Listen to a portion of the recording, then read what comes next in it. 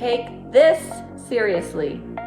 Today I am going to be talking about the new BOI report you may have heard of. Maybe you've heard of CTA, BOI, but we're going to break down what this means to you as a small business owner today.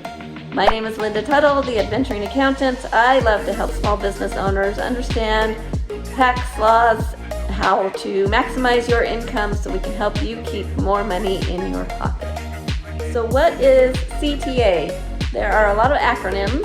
CTA stands for Corporate Transparency Act. This was actually created in 2021, and as part of this act, there is this new report that must be filed for most small business owners and LLCs. So yes, this is serious and you need to pay attention to it.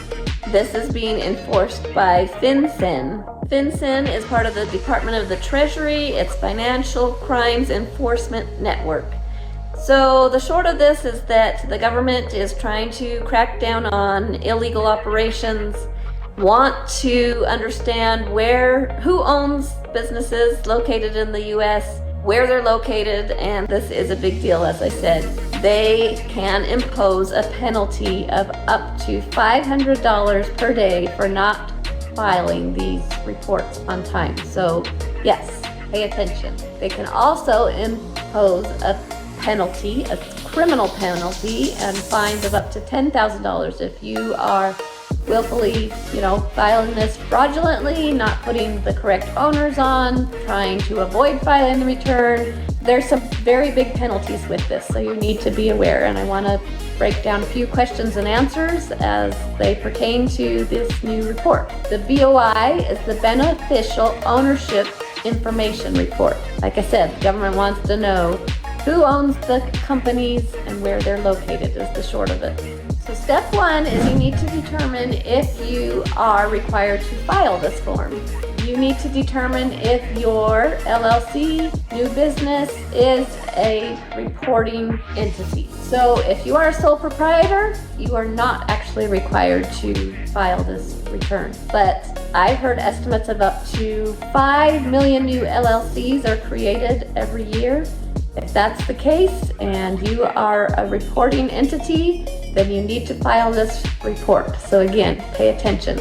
This is separate from the reporting, the annual update that you will file as your LLC with the state. This is a federal form that must be filed. If you purchase a new rental property and place it in a new LLC, this report applies to you.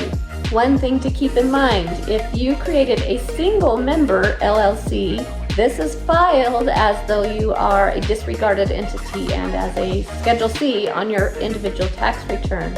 So for tax purposes, you are a disregarded entity. For this BOI report, that is not the case. A single member LLC is required to file this report.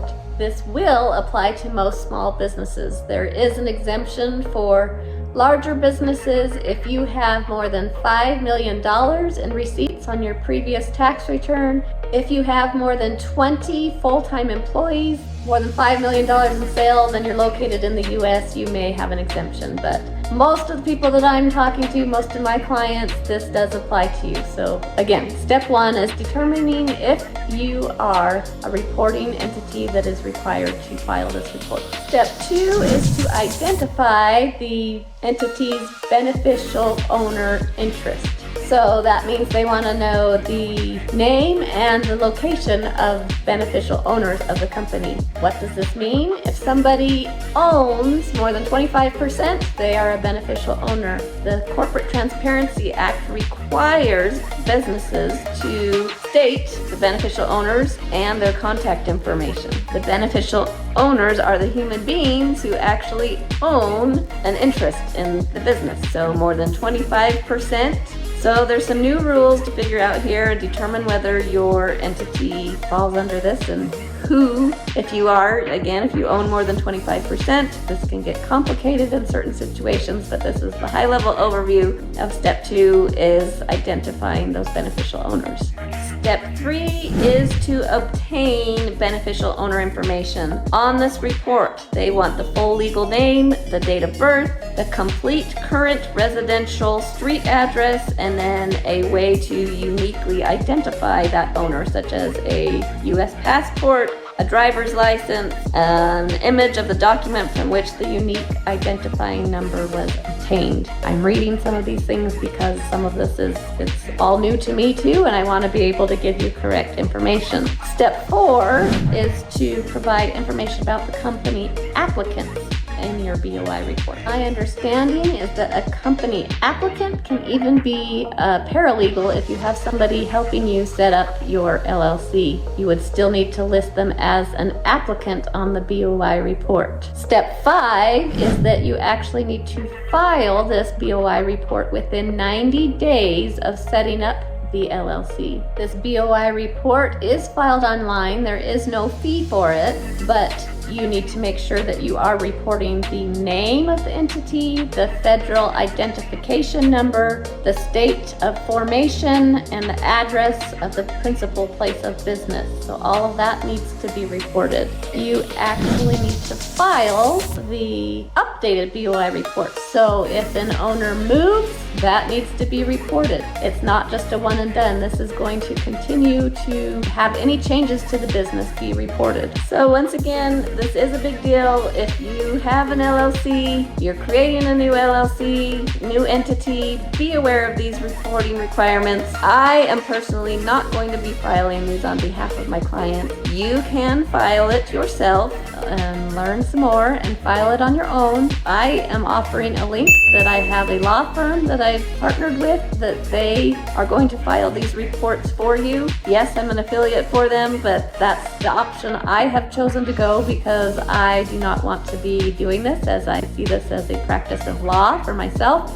I know there's some CPAs out there who have a different opinion, but me personally, if you are not wanting to file this report on your own, click that link below and they'll get you taken care of. They'll help you take care of all of your company maintenance documents for the year, get this BOI report filed for you, and make sure that you are compliant.